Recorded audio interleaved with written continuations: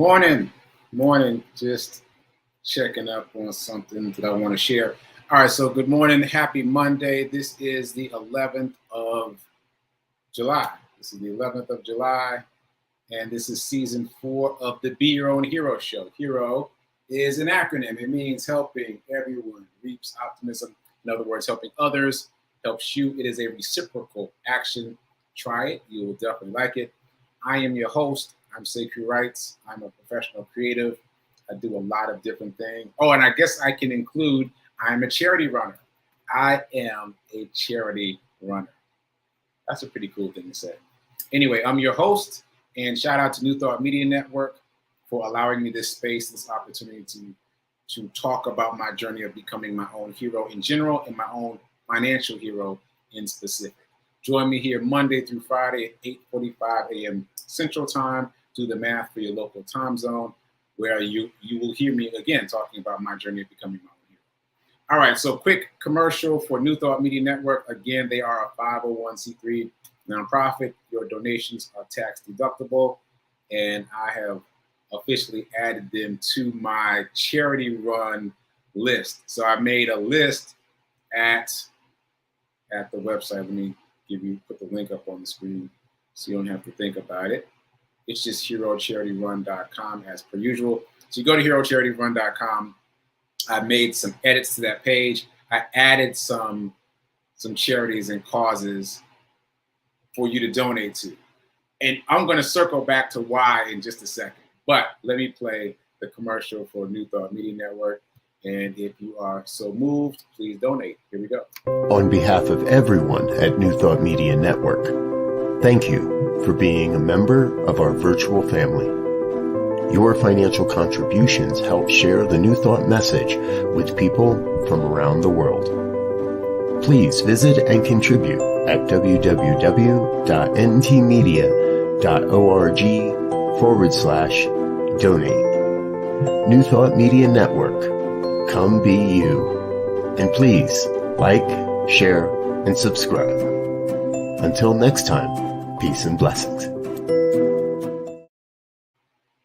I need to take a page from New Thought Media Network. They got it all done in 30 seconds.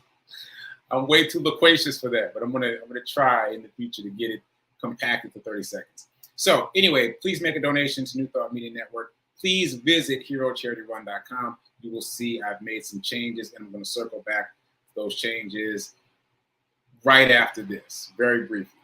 So, Hero Charity Run.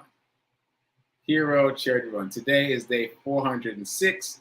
I've been running let me just play the run report, and then I'll circle back to the changes I made to this website. So here we go, adding that to the stream, and I'm just navigating, and I will press play in 1 second. Here we go. Mid-run report. I'm at Ted Rhodes Golf Course on 28th, and I just ran into Marcus, who's part of Black Men Run. I ran into somebody yesterday. I ran into Alex yesterday, but I didn't do a recording. So I guess I didn't do a recording today either, because I could have done it with Marcus. I didn't think about it. But anyway, shout out to Marcus. Shout out to Alex. Shout out to Black Men Run. Apparently, we're everywhere. 2 consecutive days in a row, I run into other Black Men Run out here on the path. So that's pretty cool. All right, let me get back to it. Okay, run done now. Today is day 406. I've been running every day, at least a mile a day for the past 406 days in a row. Welcome to the Sekou Hero Charity Run. We are on mission, currently raising money for Back on My Feet nonprofit to the end of this month. Deadline July 31st to get it done. We can do this. The link is in the bio, or just go to herocharityrun.com, herocharityrun.com. All right, that's it. Let's go. Later. Mid-run report. I'm at Ted Rhodes Golf Course on 28th, and I just ran into Marcus, hold on. who's part of Black Men Run. I ran into somebody yesterday. I ran into Alex. Yeah. Okay, sorry about that. Technical difficulties. So there you go. I ran into Men from Black Men Run both yesterday and today. You saw a quick picture of me with Marcus today and a quick picture of me with Alex yesterday. If you didn't see the run report by Alex, well, even if you did, let me just explain. That was pretty funny. So I'm running down the street and I heard someone honk. And so I look up and I see a hand waving out of a window, and I wave back and I keep running. And then as I approach a restaurant coming up on my side of the street, I see that same car has pulled over. And I'm like, I wonder if he's going to the restaurant. But no, I see him standing out in front of the car waiting for me to catch up. So I catch up expecting to see a familiar face, but it's not a familiar face. And he introduces himself, and I realize I don't know him at all. He is one of the early members of Black Men Run Nashville, and he knows me because I've been posting so often about the Hero Charity Run on the Black Men Run Nashville Facebook page. So he knows me, he knows my story. He said he just wanted to meet me. So he saw me, recognized my hair, obviously, pulled over and said he wanted to meet me. And he was asking me if I'm still running every day. And I was like, yeah, I'm on day, I guess that was day 4 or 5 at the time. And so I just think that's so cool that there are ripple effects of this charity run. There are people out there that I don't even know who are aware of it now. That's pretty exciting. And that feeds into the entire energy of the fundraiser that we're doing. Again, we are raising money for Back on My Feet nonprofit. It's a nonprofit based in Philly, but they work nationally. And what they do is they go to new cities, they find the unhoused community, and they teach the unhoused community how to run consistently early in the morning. And by doing that, they build confidence in these people and help them change their lives. They've run over 1.2 million miles thus far. They've got 70% of the people they work with housed. They've gotten them off the streets and housed. So I'm just really excited about the work that they're doing. So all that said, I am raising money for Back on My Feet. We are at 41%. It just keeps on creeping up. 41%. I'm going to do a roll call soon where I list all the contributors to date. Got 3 pages of contributors to date. It's really amazing how fast it's growing. So let's keep going. Let's keep donating. Let's keep sharing this link. And now let me explain why I changed the page. Okay. So recently I was talking to Reverend Darby, and she's one of the pastors at First Baptist Church Capitol Hill here in Nashville. We were texting about my charity run, about HeroCharityRun.com. And she said that she went to this website because she was, looking to see what I'm doing, where I am with things. And she read the list of all the various charities and causes that I've donated to in the past. And she discovered on the list a charity that's near and dear to her heart that she volunteered with when she was a child. I was like, what? Not only that, but the charity is in Memphis. Like, what are the odds that she found this charity? So anyway, let me finish the story. She volunteered with the charity when it was created by Miss Moment. And I never met Miss Moment. She's passed away. And I am working with Miss Moment's son and daughter-in-law. Those are the folks that run the charity now. And so unbeknownst to me, Reverend Darby reached out to them and was like, hey, are you the same organization that was run by Miss Moment back in the day? And it is. It's the same organization. So she has been able to be reconnected to that nonprofit through what I'm doing. And who could have ever predicted that? Who could have ever predicted that? So thinking about that made me realize that this Hero Charity Run has a life of its own. Like, it's not just my current mission. Like right now, you just heard me talk about my current mission to raise money for Back on My Feet. But it's bigger than that. There's a life of its own happening at this URL. There's other things happening. There's other connections being made. So what I did is I went in and I listed all the organizations that I have been a part of or have been a part of me in this process thus far. Not just the ones that I've given to financially, which was there before, but also the ones that I've given help to, energy to, the ones that have given me help and energy. So I added First Baptist Church Capitol Hill. They have been an immense help. If it wasn't for them, I never would have gotten involved in working with the unhoused at all. Like I hesitated there because when I got in involved through First Baptist Church, I was still calling them the homeless. And doing the work there led me to Project Love Strong, which led me to all these other nonprofits, which led me to learn the term unhoused. So it's this whole domino effect, right? So anyway, I added First Baptist Church Capitol Hill to the website. You can donate directly to that church. We actually have a scholarship. My family has a scholarship at that church. So if you donate to the church, please earmark the donations for the scholarship. So there's that. And I'll get more into that later. But the point is, I have remixed this page to be more inclusive of all of the charities that have been a part of the Sekou Hero Charity Run, because I'm creating the space for more people to make connections like the one that Reverend Darby did. Just looking at the page like, oh, wait a minute. I know that organization because of this other thing that happened in my life. So super excited that that is happening. So if you've been to the site already, take another look. Go check out HeroCharityRun.com and see what's happening. Okay, so that was a bit of a sidebar, but I was excited to learn that connections are being made through me to charities that are doing the work. All right, so moving on. I was gonna read some more letters from the kids today, but I'm gonna let it go. I'm not gonna read any more letters, but those letters are hilarious because a lot of them are apologizing without apologizing. They're just like, I don't know what I did, but they told me to write this letter, so sorry about it. You know. Anyway, on that note, I just realized that was the last class. Last week was the last week of classes. What?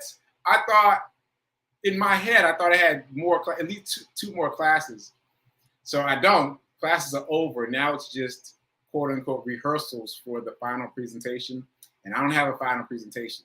I'm telling you all of this because I might be scarce this week. You might see some pre-recorded episodes this week. But I'm gonna try to get something together. I don't know how it's gonna go, but wish me luck. Fingers crossed, knock on wood, that I can pull something together with the kids over this final week of this mini college. All right, so that's that. I'm going to try to get a group photo too, so you can see these little rugrats that I've been working with. I see. If I had known, I definitely would have gotten the picture earlier. But anyway, moving on. So let's get to the dice roll. We did not do a dice roll all last week because it was a short week, and then I didn't get back to it. So let's get a dice roll in. Drum roll, dice roll. Boom. Number is 4. 4 on Monday. So I'm just going to write that down so I forget. So take $4 out of circulation and move it into a place where you can invest it. This is not for anything else but investing. If you got other buckets, that's fine. But this bucket is for investing, because the number one reason that people don't invest is they say they don't have money to invest. This is how you give yourself money to invest. Okay, so now moving on to Morning Zen. Last week we were reading Emotional Agility, so that was more about personal development, growth and personal development generally. So now I'm back on wealth. This week's book is, well, let me read the title. Think Your Way to Wealth. Think Your Way to Wealth by Napoleon Hill and Andrew Carnegie. So those names sound familiar to you probably because you know them from Think and Grow Rich. Think and Grow Rich was written by Napoleon Hill from the mind of Andrew Carnegie, and it's an international bestseller. Just about everybody knows that book, whether they've read it or not. Well, it turns out there are many books that the two of them created together. Andrew Carnegie was a wealthy baron of his time. A wealthy tycoon of his time.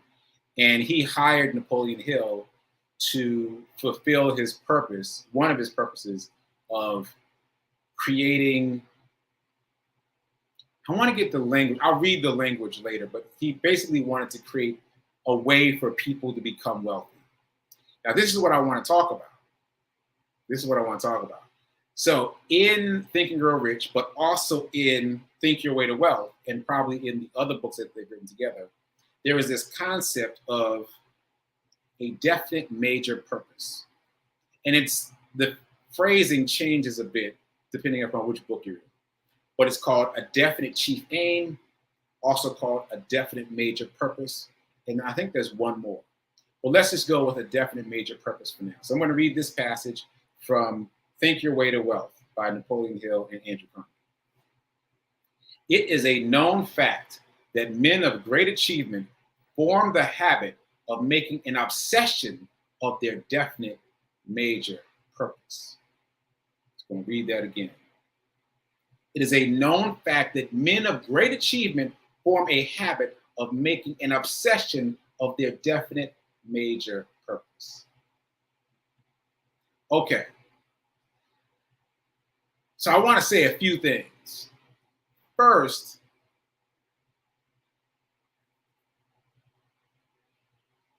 this concept is deceptively simple.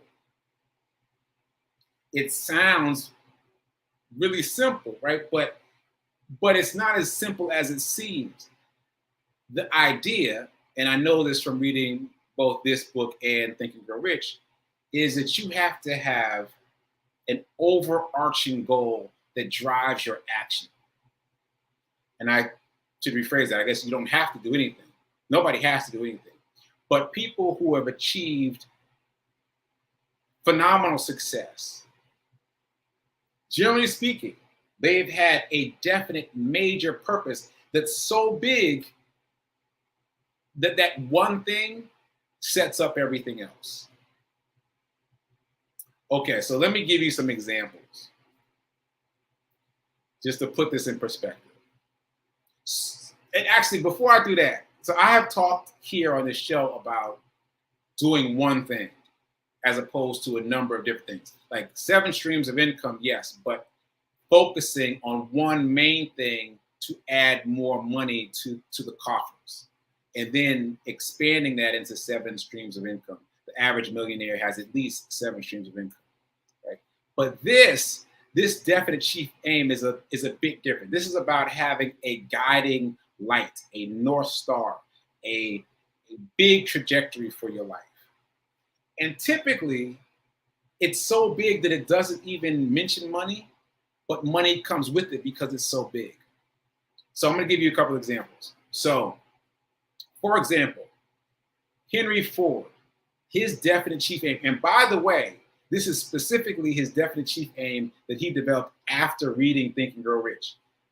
Think and Grow Rich has been around for a long time, and there are people who have used these methods to become who they ended up being. So Henry Ford read Think and Grow Rich. He developed a definite chief aim, and this was his: to democratize the automobile. That's it. That's it. It's simple. It's only a few words, but it's massive. Like, it doesn't even mean anything to us now because the automobile is democratized. Everybody's got a car, right? But at the time, only the super wealthy had cars. Only the 1% could afford to buy a car. So when you think about it that way, his definite chief aim that he decided was massive. So the fame, the fortune, the empire came because of his single-minded focus of making the automobile available to everyone. What? Yes. So let me give you another one. Bill Gates also developed a specific definite chief aim. Once again, his definite chief aim had nothing to do with money or wealth or influence or power or any of that. His definite chief aim was to put a computer in every home. Again, to democratize the computers. Now, again, it doesn't seem like anything now because I'm on a computer right now. We've all got computers, right? You're probably watching this on a computer. But at the time, computers took up whole rooms of corporate buildings. They were massive. The idea of having a computer at a home was unheard of. Right? So again, these were visionaries who decided on a definite chief aim that seemed impossible. But in the pursuit of that definite chief aim, they were able to change their lives. Let me give you one more before I move on. Bruce Lee also read Think and Grow Rich, developed the chief aim, and became who he is. His Bruce Lee's definite chief aim was to become the first Asian superstar in America. First Asian superstar in America. And all the other things came from that. All the fame, the fortune, all the other things came from that. But his goal, his definite chief aim, was to become the first Asian superstar in the United States. So those are 3 examples. But, my mom discovered this show over the weekend, and I got caught up in it, and I want to get the name of it right. The name of it is a docuseries. It's called The Food That Built America. The Food That Built America. We were watching it on Hulu. Now, you will see what I've just described embodied in the stories in that show, in the stories that make up the show called The Food That Built America. It is riveting because you will never shop at Kroger the same again. I went to Kroger this weekend after watching that show, and it wasn't the same. Like, I was looking at the names, the brand names differently. So there's too much to unpack. But let me just say this. The episode that I watched involved Kellogg's in terms of Kellogg's cereal.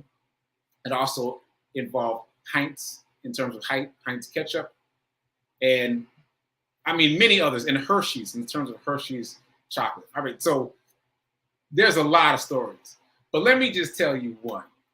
Just one. So Heinz, at the time that Heinz developed ketchup, there were a lot of ketchups. I never knew that, just that alone. There were a lot of different ketchups at the time. Ketchups were developed to hide the taste of the type of meat that they were eating at the time. I'm not even going to get into that. But there were all these different versions of ketchup, right? And none of them were tomato-based. They all had other bases. And they were all sold in dark bottles, so you couldn't see what was in the bottle because it wasn't appealing. So that was the standard of the time. You get yourself a dark bottle of ketchup to hide the taste of the thing that you're trying to eat that is not very good, right?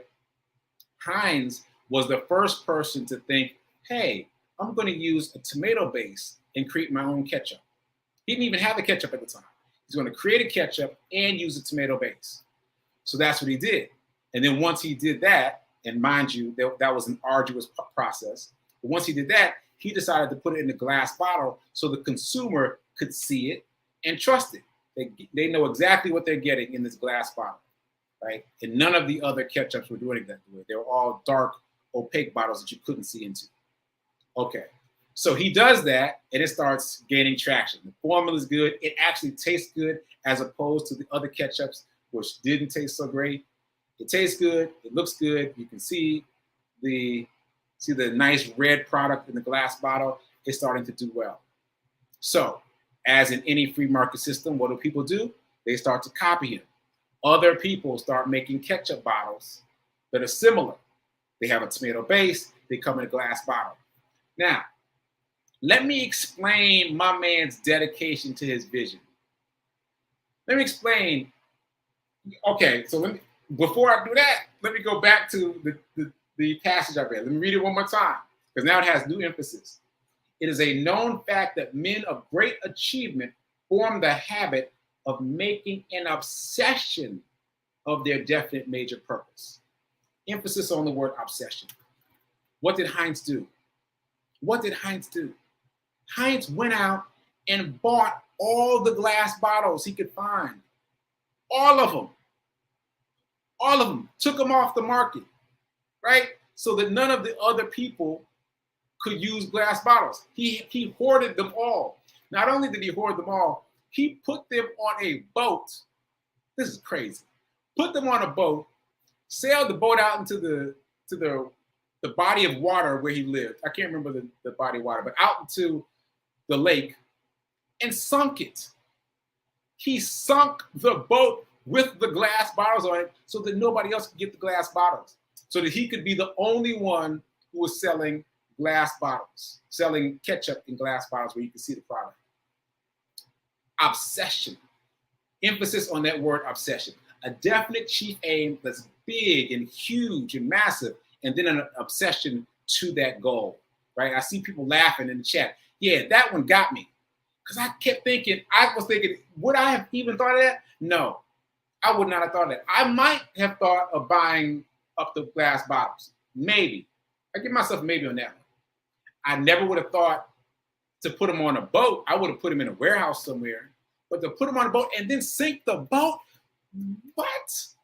And it worked because no one else could buy glass bottles because they're all at the bottom of the ocean. So anyway, my point is to really radically change your financial life, develop a definite chief aim that's so big that everything else comes with it. Fame, fortune, empire, all that comes with it. Very simple, but very big. Like democratizing the automobile. Like putting a computer in every home. I don't know what to encapsulate Heinz's as yet, but I'll work on it. If you can think of one, drop that in the chat. Anyway, so the book I'm going to be talking about this week is Think Your Way to Wealth, Napoleon Hill. And the first tenet is develop a definite chief aim. And you can just Google definite chief aim, Napoleon Hill or Andrew Carnegie. It'll come up. They'll show you examples online. So that'll help you develop your own definite chief aim. Okay, before I run out of time completely, I got to get over to the stock split. So Google stock split is coming. We got 4 days, folks. We got 4 days. But the difference is we're aware of it this time. At least for me, I feel like I am aware in advance. And so these are the things we know. We know on Friday, the 15th of July, Google stock split Google stock is going to split. Each single share that someone owns right now will split itself into 20 shares. So I did the math already this morning, and it's creeping up. It's still creeping up. The pre-market prices are still creeping up. When I did the math on Friday, it equaled $118 per share is the new price on the other side of the split. Today, it's $119 per share. So it's creeping up, and it's not much, but think about it in terms of the people who are buying like 10,000 shares. That's going to make a huge difference to Google on the receiving end. So if you haven't gotten in yet, you need to figure out what you're doing. You don't have much time. You got 4 business days. And my understanding is the stock split happens on the 15th. It may not show up in your account as a split stock until the 18th. But you can still get in on this. And I'm just going to recap what I'm doing. I got a little over $300 in on fractional shares in Cash App. My intention is that when the stock splits, I'll end up with at least 2 shares. And then when there is the bump on the 15th, 18th, right in there, I'm going to take advantage of the bump, increase in price is what I mean by bump, by selling one of the shares and get an instant, 3 to 9% return on my investment. Now think about that. 3 to 9% is not a massive number, but where else are you going to get 3 to 9%? And we're not talking about a lottery. We're talking about factual information that is widely reported. Like we know it's Google. We know Google is going to split their stock. We know what the price will be if you just divide the current price by 20. You know that there's going to be a bump in price because people who couldn't afford the stock at $2,400 are going to buy it at $119. You know that. Oh, shoot, I'm out of time. See, I got all excited about the stock split. Okay. All right. So I'm not sure what's going to happen this week. As I said, I got to work with the kids, but to the extent that I can, I'd like to be here live every day because I really want to watch this Google stock split closely. All right. I see I got a couple comments. I will check those out after the show. It's time for prayer time. And after that, it's time for Sit with Rev Melissa. Keep doing, be a hero, be your own financial hero. And remember that now is better than perfect. All right. Later.